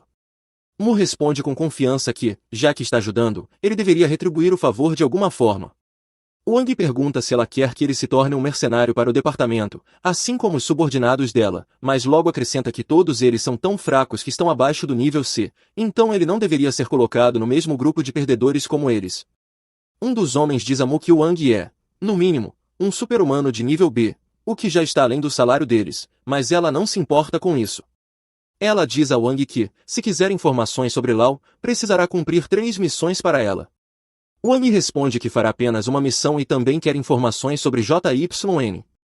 Mu aceita a condição sem negociar, deixando Wang surpreso. Enquanto Wang recebe os detalhes da missão, Mu lhe diz que levará apenas um dia e que há um pagamento decente pelos serviços prestados. No entanto, Wang pergunta como pode confiar nela, e Mu finge estar ofendida. Ela responde que acabaram de ter uma boa conversa, e isso deveria ser prova suficiente de que ela está do lado dele. Com isso, ela deixa o café, e Wang fica se perguntando se pode realmente confiar nela. Contudo, ele sabe que Mu é sua única pista para conseguir informações sobre Yao e planeja usá-la para entrar no departamento de gerenciamento de super-humanos e obter os dados que deseja. Enquanto isso, Mu está em seu carro, parada no semáforo, quando seu motorista pergunta por que ela fez um acordo com um homem perigoso como Wang, já que isso não é política da empresa. Mu responde que grandes lucros vêm com grandes riscos. Ela é ambiciosa demais para se contentar com o cargo atual e acredita que Wang é sua passagem para subir aos escalões mais altos do departamento. Ela acha que ele tem um grande potencial e que só precisam usá-lo para conseguir o que querem. No entanto, ela não sabe que Wang colocou seu cubo sobre o carro dela e está ouvindo tudo o que dizem. Ele nem se aborrece com o fato de Mu tentar manipulá-lo, pois acredita que ela é apenas uma gananciosa fácil de controlar. Enquanto isso, o motorista pergunta se ela realmente pretende contar a localização de Lau para Wang, e Mu responde que só dará informações falsas, pois acredita que ele é burro o suficiente para não perceber que foi enganado. Wang fica furioso ao ouvir isso e decide mostrar a Mu quem é o verdadeiro idiota. No dia seguinte, Wang vai até o local informado por Mu para sua avaliação antes de poder participar de qualquer missão. Ele encontra uma mansão luxuosa no meio da floresta, onde vários outros lutadores também chegaram para serem avaliados. Wang se pergunta qual é o propósito de tudo aquilo, quando um homem pega o microfone e inicia a avaliação. Ele anuncia que todos estão ali para serem selecionados como guarda-costas de um cliente importante. Declara que os guarda-costas precisam ser atentos, responsivos e fortes para cumprirem bem seus deveres. Por isso, eles serão testados com base nesses critérios. Ele abre uma porta que leva todos os participantes a um cassino interno. Cada um recebe 5 fichas e o anfitrião informa que estão livres para jogar qualquer jogo com essas fichas. Para se qualificarem para a próxima fase, precisam juntar 10 fichas, mas lutar ou roubar os outros é proibido. Os participantes decidem jogar cartas, achando que as máquinas estarão viciadas, mas acabam perdendo nos jogos de cartas também. Um sujeito começa a dar uma palestra para Wang do nada, mas ele não está interessado em conselhos não solicitados e vai procurar outro jogo. Encontra uma mulher jogando o clássico jogo de adivinhar em qual copo está a moeda e decide tentar, mas o homem de antes o segue até lá. Ele diz que é rude sair andando quando alguém tenta ser amigo. Mas Wang percebe que o homem estava apenas tentando enganá-lo. O sujeito se sente encurralado quando suas trapaças não funcionam, então desafia Wang para um jogo. Wang aceita com prazer e aposta todas as suas fichas, assim como o outro homem. O mestre do jogo coloca a moeda sob um dos copos e começa a embaralhá-los freneticamente. O trapaceiro aposta no copo da esquerda, mas Wang usa seu super sentido para perceber que a mulher está escondendo a moeda na mão direita. Ele a pressiona para mostrar as 2 mãos, e a mulher, habilidosa, tenta transferir rapidamente a moeda para a mão esquerda. Contudo, Wang insiste que ela revele ambas as mãos, e a mulher admite que ele estava certo desde o início, afirmando que ele venceu e dobrou suas fichas. Os outros participantes, porém, não entendem como ele conseguiu. O trapaceiro acha que a mestre do jogo tinha 2 moedas e usou uma delas para simular que havia caído na mesa por um compartimento secreto. Ele começa a examinar a mesa em busca de alguma armadilha, mas a mulher diz que a mesa não tem truques e que ela só tinha uma moeda o tempo todo. Ela afirma que ele perdeu suas fichas. Enquanto Wang se afasta vitorioso com sua recompensa, o trapaceiro fica furioso. Após algumas horas e mais rodadas de testes, apenas 5 participantes são selecionados para a missão. E, como era de se esperar, Wang está entre eles. Depois que todos os seguranças se acomodam em seus assentos, o gerente os parabeniza por terem passado no teste e chama o cliente. O Sr. Paio, um sujeito gordo com dentes de coelho, entra na sala com confiança. Ele diz a todos que deveriam se sentir honrados por terem conquistado a chance de serem seus seguranças na festa daquela noite. Paio os instrui a fazerem bem o trabalho, pois se ficar impressionado com o desempenho deles, aumentará a recompensa. Em seguida, ordena ao gerente que cuide do resto e sai lentamente da sala. O gerente informa que Paio já transferiu antecipadamente 3 milhões de yuans para a conta bancária deles e que o restante do pagamento será feito após a missão ser concluída. Wang pula da cadeira ao ouvir isso e pede ao gerente para confirmar o valor novamente. O gerente repete, 3 milhões de yuans, e diz que o agente Mu já recebeu o dinheiro. Wang percebe que foi enganado de forma absurda, pois Mu disse que ele receberia apenas 50 mil yuans pelo trabalho. Wang xinga Mu por isso, mas o gerente o ignora completamente e diz a todos para se prepararem, pois a festa começa em cerca de 6 horas. Logo após isso, todos os seguranças são levados ao local do evento enquanto os assistentes compartilham informações com eles. A garota que dirige o carro de Wang diz que o objetivo principal do chefe é participar de um leilão que acontecerá na festa e que ele quer adquirir uma máscara antiga. Wang continua lendo o arquivo enquanto ela fala, até que algo chama sua atenção. Ele mostra à mulher uma imagem de um estranho cubo de cristal, e ela explica que se trata da essência de obsidiana, uma das principais atrações do leilão. Esse nome faz Wang se lembrar de quando estava perdendo a consciência durante uma explosão no passado e o cubo sussurrou obsidiana para ele. Ele tem certeza de que aquele cubo de cristal é a obsidiana mencionada. Agora, Wang está mais interessado no leilão do que nunca. De repente, sente uma dor aguda na cabeça, mas diz às assistentes que não é nada. Ele finge continuar lendo o arquivo, pensando que, mesmo tendo sido enganado por Mu, há muitas coisas que ele precisa desesperadamente conseguir nessa festa. O carro chega ao seu destino e Wang, junto aos outros seguranças, entra em uma enorme mansão. Lá dentro, encontram algumas pessoas ricas bebendo e conversando. Mas o local parece incrivelmente sombrio e escuro para uma festa. De repente, as luzes se acendem, e o anfitrião anuncia que é hora da diversão começar. Ele não perde tempo e inicia o primeiro evento, chamando-o de um joguinho divertido. Pressiona um botão e o chão se abre, revelando um crocodilo gigante lá embaixo. Alguns convidados entram em pânico, mas o anfitrião diz que não precisam se preocupar, pois sua segurança é prioridade. Ele se posiciona sobre a abertura e diz que o piso é a prova de balas, mesmo que o crocodilo consiga pular, não os alcançará. Os convidados ficam aliviados, mas um jovem arrogante critica o anfitrião por apressar as coisas e não começar com algo mais simples. O anfitrião responde que essa festa será mais animada que qualquer festa que Didi poderia dar, então não haverá moderação. Em seguida, explica as regras do jogo. Eles devem pegar um sino dourado pendurado no pescoço do crocodilo, usando apenas armas corpo a corpo. Ninguém pode sair da jaula até conseguir o sino. Wang entra em pânico ao ouvir isso e percebe que não está ali como segurança, mas sim como um gladiador para entreter aqueles ricaços. No entanto, o anfitrião oferece uma generosa recompensa, 1 tonelada de barras de ouro para quem vencer o primeiro jogo. Um dos presentes se anima com a recompensa e se voluntária. Armado apenas com uma lança e um escudo, ele caminha silenciosamente até o crocodilo e, no último momento, começa a gritar feito um louco e o ataca. O crocodilo reage instantaneamente, o morde e o devora vivo. Enquanto o homem grita de dor, os ricaços zombam dele por ser tão confiante sendo tão fraco. Mas Wang sabe que o homem não era fraco e sim que havia algo errado com o crocodilo. O anfitrião confirma isso, dizendo que aquele não é um crocodilo comum, mas uma criatura geneticamente modificada em laboratório. Ele se gaba da velocidade e força superiores do animal e aumenta a recompensa para estimular os demais participantes. Ninguém se voluntária dessa vez, mas então o jovem rico ordena que seu segurança vá. O segurança obedece sem hesitar e entra na jaula do crocodilo carregando o máximo de lanças que consegue. Wang suspira, se perguntando por que aquelas pessoas são tão estúpidas e gananciosas a ponto de não perceberem que ninguém pode derrotar o crocodilo. Outro segurança pergunta se ele não leu o contrato antes de assinar, pois dizia claramente que, se ninguém se voluntariasse, alguém seria escolhido aleatoriamente. Wang se desespera ao ouvir isso e diz que é injusto. O homem então pergunta se ele realmente acha que um trabalho seguro pagaria 3 milhões de yuans por apenas um dia. Ouvir isso faz o coração de Wang afundar, pois ele receberá apenas 50 mil yuans. Mas então ele nota alguém parado na sacada. O homem parece incrivelmente forte e hostil sem motivo aparente. Os colegas de Wang pedem para ele parar de encarar, explicando que o sujeito é da comissão Rudra, responsável por manter a ordem em festas como essa. Wang obedece e desvia o olhar para a cena dentro da jaula, onde o guarda-costas do ricaço esfaqueia o crocodilo com várias lanças.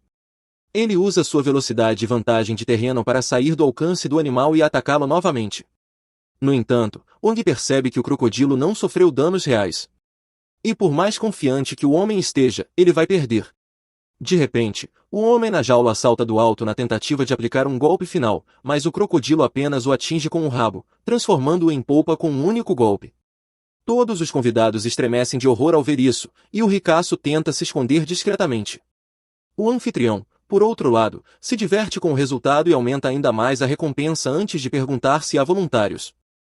Subitamente, a garota da equipe de Wang sussurra algo no ouvido de Piang, e ele declara que dobrará a recompensa oferecida pelo anfitrião caso alguém derrote o crocodilo. Muitos lutadores se empolgam ao ouvir isso, e um deles pede permissão ao mestre para lutar. O mestre consente, mas então o sujeito com penteado de Jojo da equipe de Wang também se apresenta. Diante de 2 voluntários, o anfitrião anuncia que apenas o último sobrevivente poderá enfrentar o crocodilo. Wang se pergunta o que está acontecendo, e a garota explica que os 2 irão lutar até a morte, e só o vencedor poderá enfrentar o animal. Wang chama isso de jogo idiota, pois mesmo quem vencer não terá forças para enfrentar o crocodilo depois. Mas os outros dizem que ele está subestimando seu colega de equipe, Gold Poison. Os 2 lutadores sobem ao teto de vidro, e o chefe do segundo voluntário promete uma promoção e fere se ele vencer. Ele fica tão feliz que se vira, e nesse instante, Gold Poison morde seu ombro e suga toda a sua força vital, usando-a para aumentar temporariamente sua força. O homem cai ao chão como uma casca seca, e o anfitrião autoriza Gold Poison a enfrentar o crocodilo. Gold Poison caminha confiante até a jaula sem pegar nenhuma arma. O anfitrião pergunta se ele tem certeza de que ficará bem de mãos vazias, e ele responde que, como o crocodilo também está desarmado, não seria justo receber ajuda extra. Ele caminha calmamente até a fera, e os mais atentos percebem que há algo estranho. Só Wang nota que Gold Poison está esfregando gentilmente os dedos e liberando um fino pó dourado no ar. Ele também não entende o motivo disso e apenas observa enquanto Gold Poison espera que o crocodilo faça o primeiro movimento. A criatura avança com a intenção de matá-lo em um golpe, mas Gold Poison apenas salta sobre ela e se senta em sua cabeça. Em seguida, ele se inclina e beija suavemente a cabeça do crocodilo, deixando todos confusos.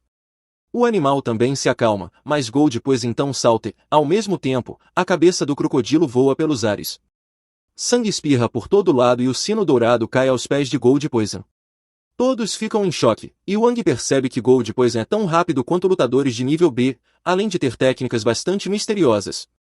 Enquanto isso, Gold Poison pega o sino e caminha com confiança, entregando-o ao anfitrião, que está decepcionado por o crocodilo ter sido morto tão facilmente, mas o elogia por ser o primeiro campeão da noite.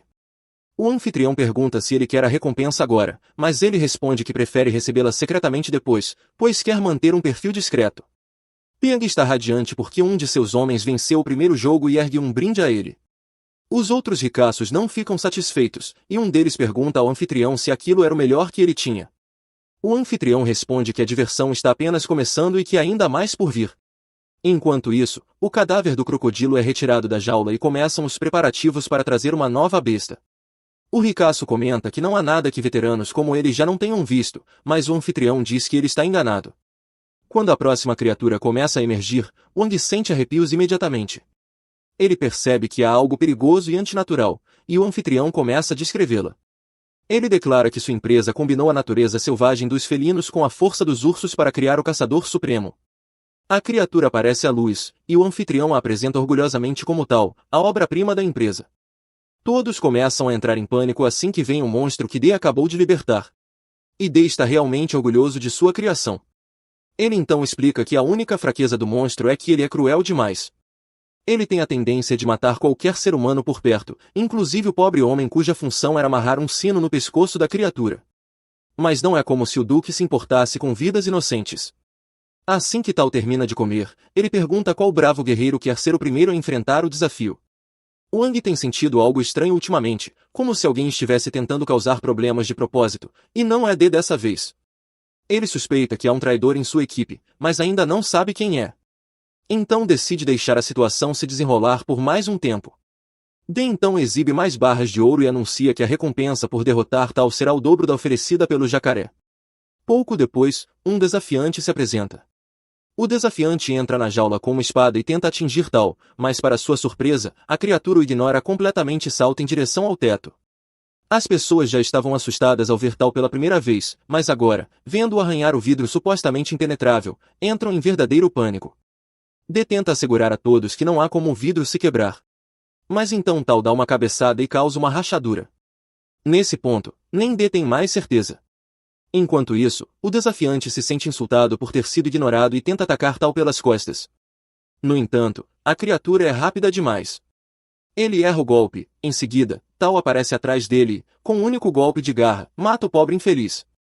Em seguida, Tal pega a espada do desafiante e encara D diretamente, deixando claro que está em busca de vingança contra seu cruel criador. Ele começa a pular e atacar o vidro com a espada na boca, e D começa a entrar em pânico. Ele chama reforços, sem entender por que Tal ficou tão agressivo de repente. Enquanto D ainda tenta compreender o que está acontecendo, Wang já entendeu tudo. A razão da agressividade repentina de Tal é o envenenamento por ouro. Durante a luta contra o jacaré, D espalhou discretamente pó de ouro no chão. Wang havia notado isso, mas achou que fosse apenas uma tentativa de ganhar vantagem. Agora está claro que era para provocar esse incidente. Então Tal finalmente consegue quebrar o vidro, e agora o pânico se instala de vez, especialmente para D, que sabe que Tal tem contas a acertar com ele. A criatura salta para atacar, mas antes que possa matar D, Muro aparece e o afasta com um chute. D agradece a Muran por tê-lo salvado e foge imediatamente para evitar outro ataque. Antes de sair, ele pergunta se deve chamar os guardas armados para conter Tal. Muran responde que não será necessário, pois guardas comuns apenas morreriam tentando. Enquanto isso, na equipe de Pio, ele pergunta inocentemente se tudo isso ainda faz parte do espetáculo, tentando desviar a atenção, mas Juan sabe que sua equipe está envolvida nisso tudo. Ao mesmo tempo, Mumu se afasta silenciosamente da multidão. Wang, no entanto, não chama atenção para isso, pois todo esse caos favorece seus planos. Com a confusão, a segurança ficará relaxada, e ele poderá usar a oportunidade para roubar a obsidiana do cofre do tesouro e escapar. Ele começa a se afastar, mas nesse momento a unidade especial de defesa, os 4 guardiões da ordem, chega ao local. Um deles informa que não há motivo para pânico, pois eles vão conter Tavu. Logo em seguida, outro membro acerta um soco na cabeça da criatura, jogando-a no chão e a deixando inconsciente. Eles resolvem o problema bem mais rápido do que Wang esperava, o que o decepciona. Mas logo percebe que Mumu ainda não voltou, então ela deve estar tramando algo. Enquanto isso, nos corredores da mansão, a equipe de segurança é informada sobre o incidente no salão principal. Mas como os guardiões da ordem resolveram tudo, não há motivo para se preocupar.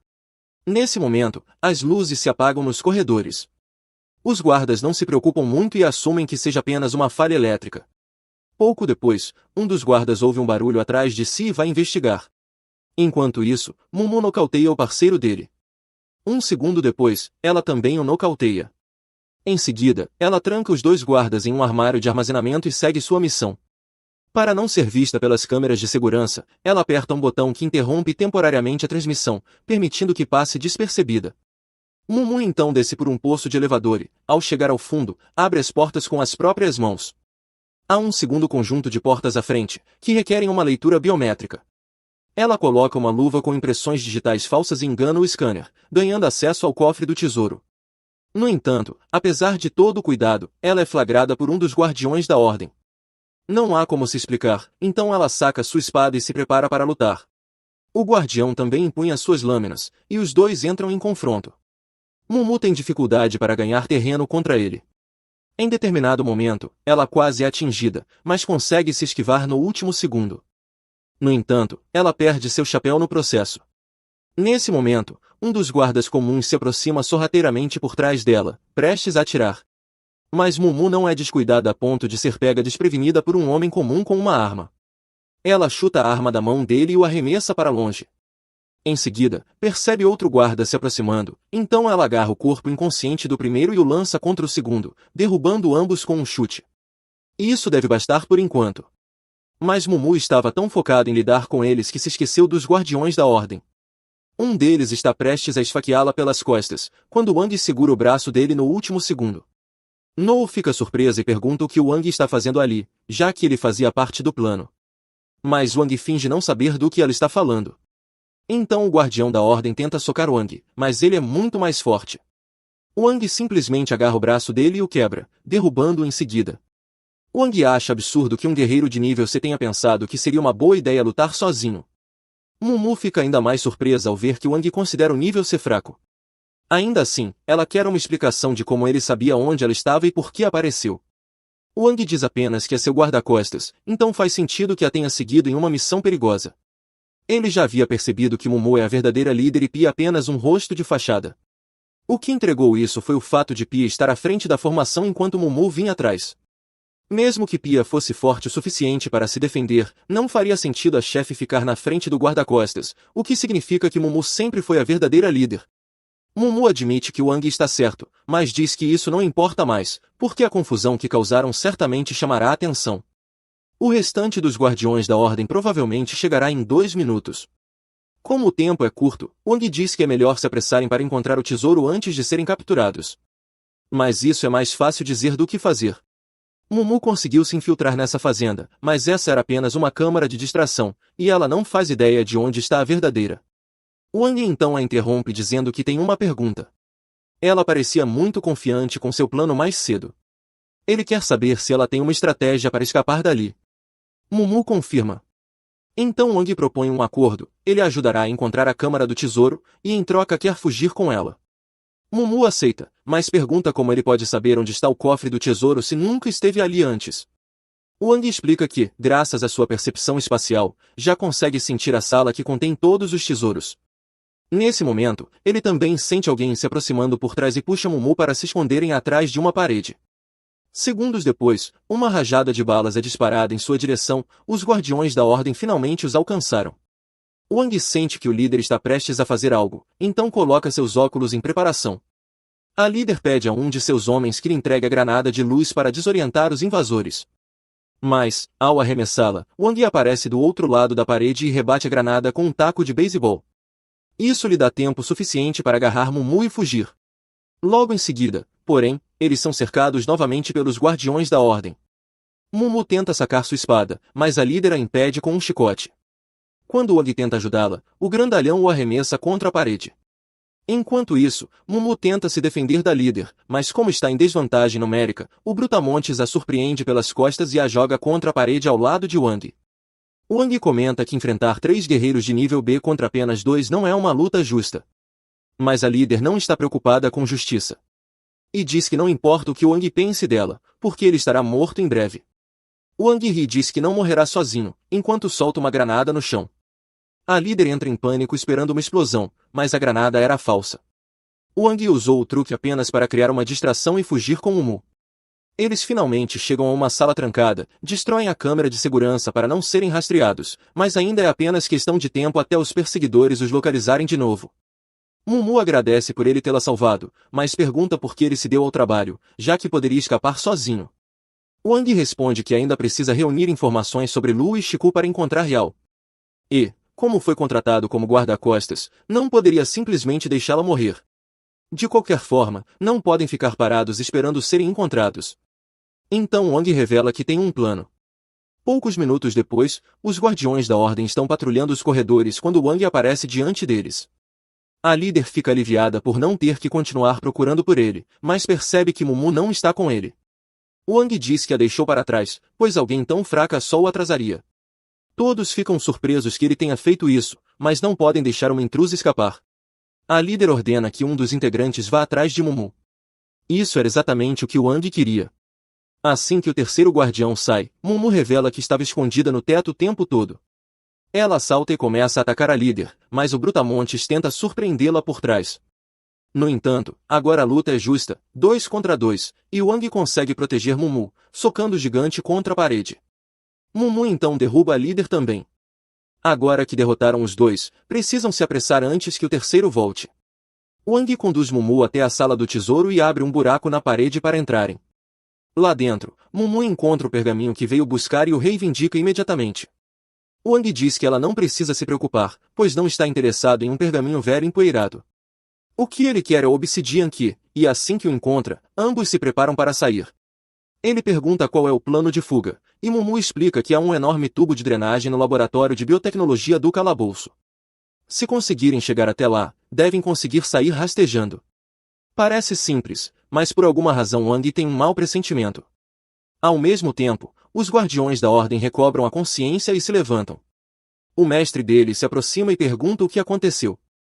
Ao ver o estado deles, percebe que foram derrotados. Sem perder tempo, lhes entrega pílulas para que possam capturar os invasores. Lá embaixo, no laboratório, a professora acaba de ser informada de que recuperaram o corpo do Tava 17. Ela pergunta se devem começar a coleta de dados, mas ele não parece muito interessado nisso.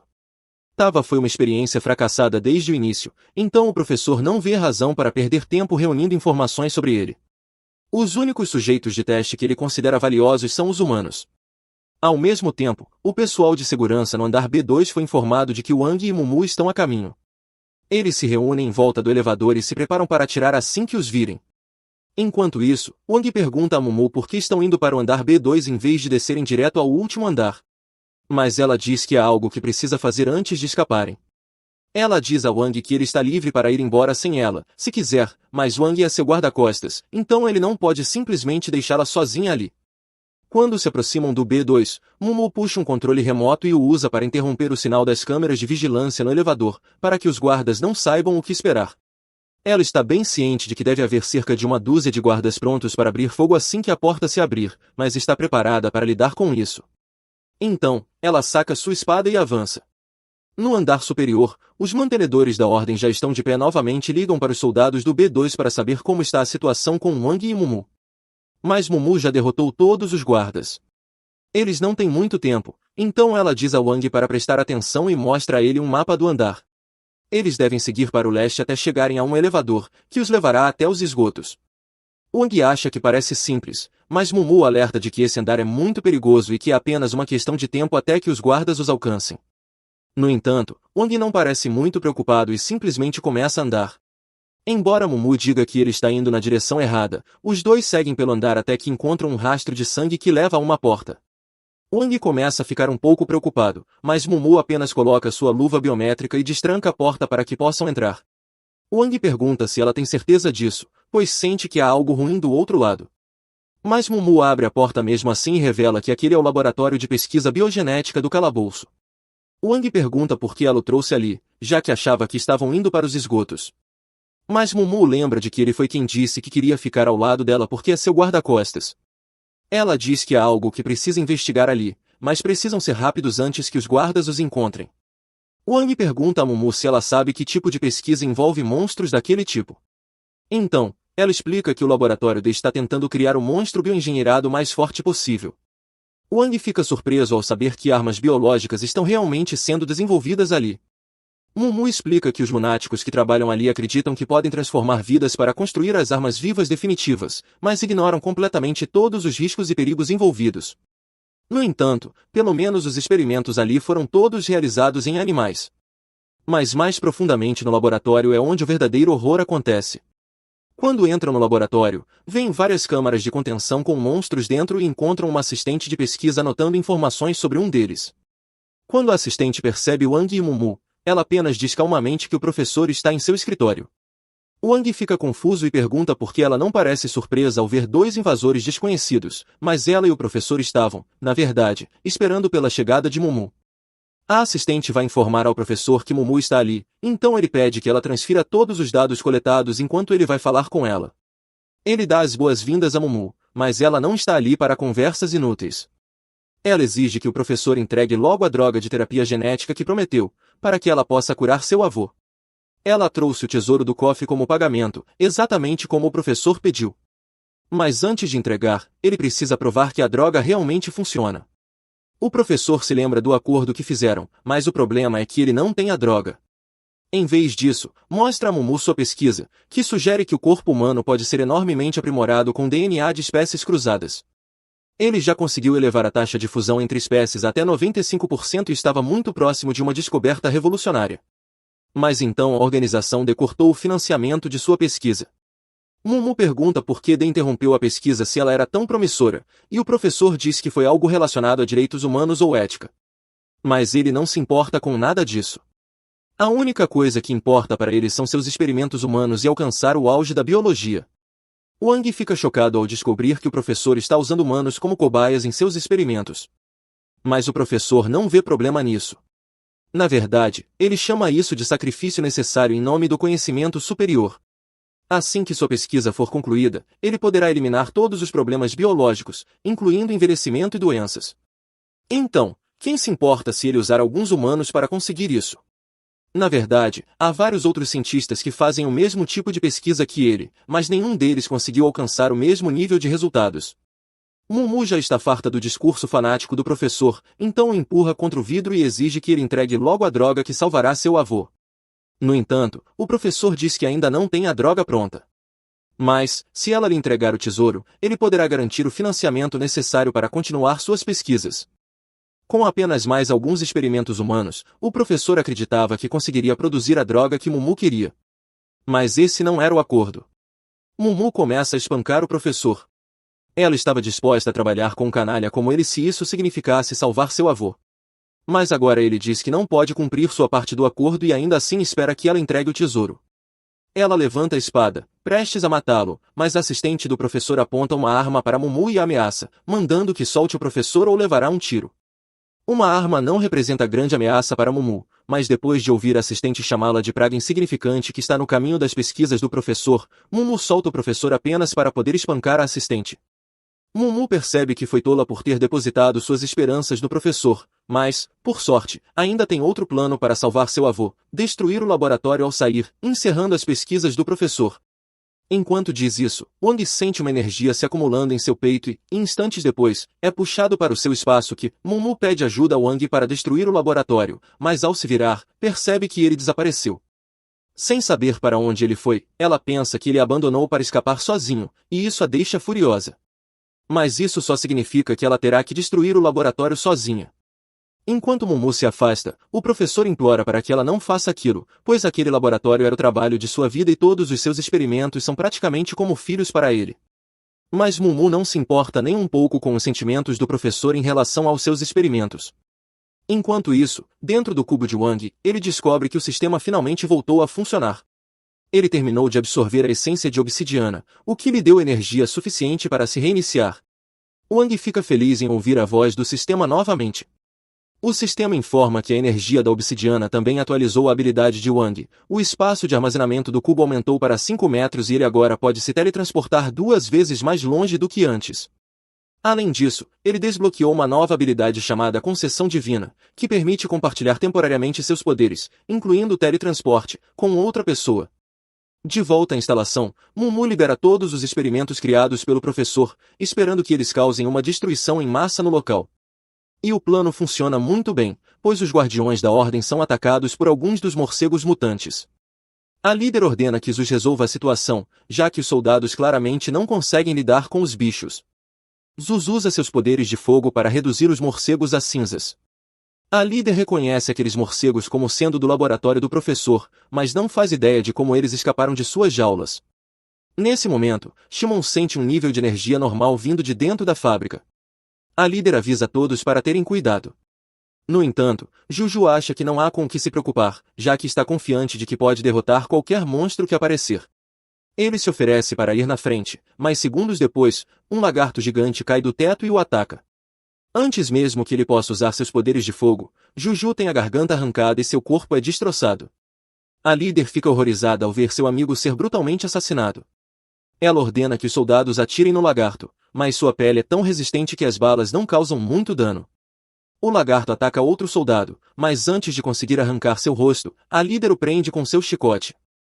Enquanto segura, pede para Shimon cuidar da criatura. Shan, animado com o pedido, perfura o peito do lagarto com um soco devastador. Enquanto isso, Mumu tenta sair da instalação. Mas ao virar um corredor, ela se depara com um beco sem saída. Segundo seu mapa, deveria haver uma passagem para os esgotos ali. Antes que consiga descobrir como o caminho foi bloqueado, ela é atacada pelos guardiões da ordem restantes. Ela consegue parar o golpe, mas sem Wang, Mumu está em séria desvantagem.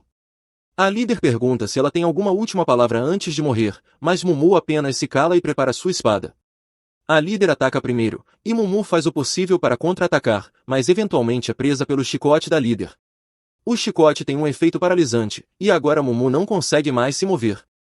Simon aproveita para golpeá-la com toda a força. Mumu sobrevive ao primeiro soco, mas naquele estado, não resistiria ao segundo. Antes de matá-la, a líder agradece por ela ter destruído o laboratório, pois ela mesma odiava aquele lugar. A verdade é que os guardiões da ordem foram sequestrados quando crianças e usados como cobaias pelo professor. Simon ficou cego por causa dos experimentos, e os demais passaram por dores inimagináveis para sobreviver. Mesmo assim, Mumu diz que o sofrimento deles não justifica as atrocidades que cometeram. A líder responde que ela não tem direito de dizer isso, pois teve uma infância feliz, diferente deles. Em seguida, ordena que Simon acabe com Mumu. Mas antes que ele consiga dar o golpe final, Wang se teletransporta e derruba Simon. Ele pergunta se Mumu está bem, mas ela está furiosa por quase ter sido morta na ausência dele. A líder, confusa, pergunta como Wang chegou ali, mas ele não responde. Em vez disso, avisa que sente um grupo de monstros se aproximando. A líder se vira e vê dois lagartos os encarando. Ela diz que terão que lutar juntos, mas Wang simplesmente pega Mumu e se teletransporta, deixando-a sozinha. Wang e Mumu agora estão nos esgotos. Mumu pergunta como ele fez aquilo, mas Wang não quer revelar sua nova habilidade e apenas diz que é segredo. Mumu decide não insistir, mas afirma que precisam sair dali o quanto antes. Ela veste um traje de mergulho que havia escondido e se prepara para partir. Wang pergunta se ela trouxe um para ele também, mas Mumu responde que ele pode usar sua habilidade secreta para sair sozinho. No entanto, antes que consigam fugir, são confrontados pelo mestre da organização D, cujo poder de combate é altíssimo. O sistema alerta Wang para ter cuidado.